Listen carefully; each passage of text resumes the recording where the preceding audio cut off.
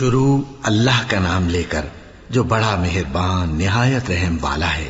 الف لام میم، یہ کتاب یعنی قرآن مجید، اس میں کچھ شک نہیں کہ اللہ کا کلام ہے، پرہیزگاروں کے لیے رہنما ہے جو غیب پر ایمان لاتے اور آداب کے ساتھ نماز پڑھتے اور جو کچھ ہم نے ان کو عطا فرمایا ہے اس میں سے خرچ کرتے ہیں،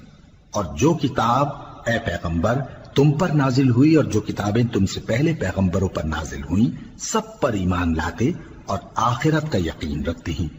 یہی لوگ اپنے پروردگار کی طرف سے آئی ہوئی ہدایت پر ہیں اور یہی لوگ کامیاب ہیں۔ مومنوں، اپنے صدقات و خیرات احسان رکھنے اور ایذا دینے سے اس شخص کی طرح برباد نہ کر دینا جو لوگوں کو دکھاوے کے لیے مال خرچ کرتا ہے اور خدا اور روز آخرت پر ایمان نہیں رکھتا،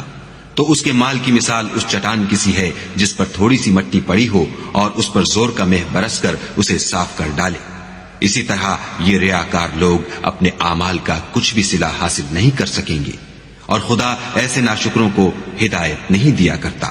اور کئی طرح کے لوگوں کو جو ہم نے دنیا کی زندگی میں آرائش کی چیزوں سے بہرہ مند کیا ہے تاکہ ان کی آزمائش کریں، ان پر نگاہ نہ کرنا، اور تمہارے پروردگار کی عطا فرمائی ہوئی روزی بہت بہتر اور باقی رہنے والی ہے۔ اور اپنے گھر والوں کو نماز کا حکم کرو اور اس پر قائم رہو،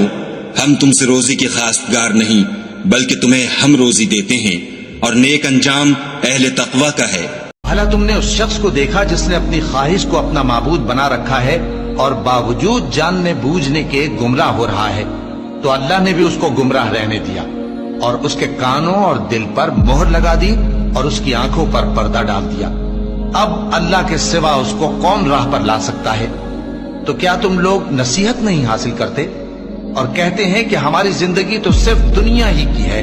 کہ یہی مرتے اور جیتے ہیں اور ہمیں زمانہ ہی ہلاک کر دیتا ہے، اور ان کو اس کا کچھ علم نہیں، محض قیاس آرائیاں کرتی ہیں۔ جن لوگوں کو ہم نے کتاب عنایت کی ہے وہ اس کو ایسا پڑھتے ہیں جیسا اس کے پڑھنے کا حق ہے، یہی لوگ اس پر ایمان رکھتے ہیں، اور جو اس کو نہیں مانتے وہی خسارہ پانے والے ہیں۔ اے بنی اسرائیل،